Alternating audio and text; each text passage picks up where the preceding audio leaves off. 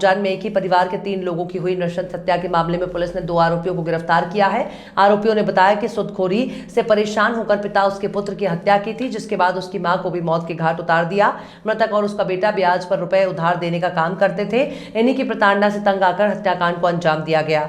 11 अप्रैल को पुलिस ने इंगोरिया थाना अंतर्गत ग्राम बुरावदा जंगल से 2 लाश बरामद की। लाशों के पास मिले मोबाइल के आधार पर दोनों लाशों की पहचान 50 वर्षीय राजेश नागर और 20 वर्षीय उनके पुत्र पार्थ नागर की थी।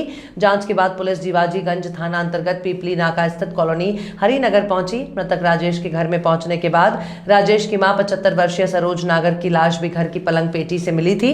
उज्जैन एसपी सत्येंद्र शुक्ल ने बताया कि ब्याज के रुपयों के लेन देन के लिए 2 लोगों ने मिलकर इस जघन्य हत्याकांड को अंजाम दिया और हत्या कर लाशों को छुपा दिया।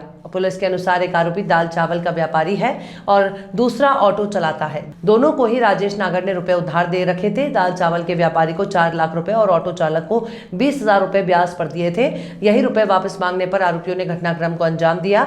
आरोपी दोनों पिता पुत्र को ऑटो रिक्शा में बिठाकर बड़नगर में रुपए देने का बहाना कर ले गए और इंगोरिया के पास ले जाकर आंखों में मिर्ची का पाउडर डालकर दोनों की चाकू से हत्या कर दी। उसके बाद हरिनगर स्थित राजेश नागर के घर पहुंचे और राजेश नागर की 75 वर्ष की मां सरोज नागर की भी गला घोंटकर हत्या कर दी।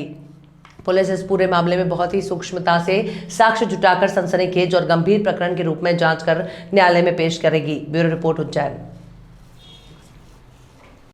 दिनांक 11 अप्रैल को इंगोरिया थाना क्षेत्र अंतर्गत एक चंबल नदी के किनारे 2 लाशें मिली थी जो डिकम्पोज स्टेट में थी। प्रथम दृष्टया ये समझ में आया कि ये घटना हत्या की प्रतीत होती है। सबसे पहले चैलेंज पुलिस के सामने यह था कि उसका आइडेंटिफिकेशन हो। हमारी टीमों ने जब काम किया और जो आइडेंटिफाई किया तो ये दोनों ही पिता पुत्र निकले जो मुस्तक जीवाजीगंज थाना क्षेत्र के रहने वाले हैं। जीवाजीगंज थाना क्षेत्र में ये इनकी माँ भी जो बुजुर्ग है लगभग 80 साल की हैं, वो भी साथ में रहती थी। हम लोगों ने जब इनका आइडेंटिफिकेशन करके और जब यहाँ पहुँचे तो यहाँ इनका तीसरी जो उनकी माँ है ये भी मृत हालत में मिली थी और जिनका शव जो उनका जो बेड है बेड में बॉक्स के अंदर पाया गया था। और पुलिस के लिए बड़ा चैलेंज था कि 13 हत्याकांड और खासकर इसमें कुछ परिस्थितियाँ इसलिए गंभीर हो गई थी कि इस पूरे परिवार में कोई ऐसा व्यक्ति नहीं था जो किसी तरह की कोई साक्ष्य आगे दे सके या परिस्थितियाँ बता सके। हमने तत्काल ही additional SP Shri Akash Bhuria, CSP Negi और एसडीओपी रविंद्र बोयत और इनकी एक पूरी एसआईटी गठित की। एसआईटी ने सभी पहलुओं पर जांच की और उसके बाद हमारे पास काफ़ी महत्वपूर्ण सुराग सामने आए थे और एक तथ्य ये सामने आया कि एक व्यक्ति जो 8 तारीख से घटना दिनांक जो 8 तारीख का निकला उसी समय से गायब है। उसकी हमने जब तलाश प्रारंभ की तो वो अपने जो मूलतः जहाँ का रहने वाला था सागर जिले में चला गया था। हमारी टीम ने कल उसको वहाँ से राउंड अप किया और उससे जब पूछताछ की तो पूरे घटनाक्रम का खुलासा हुआ।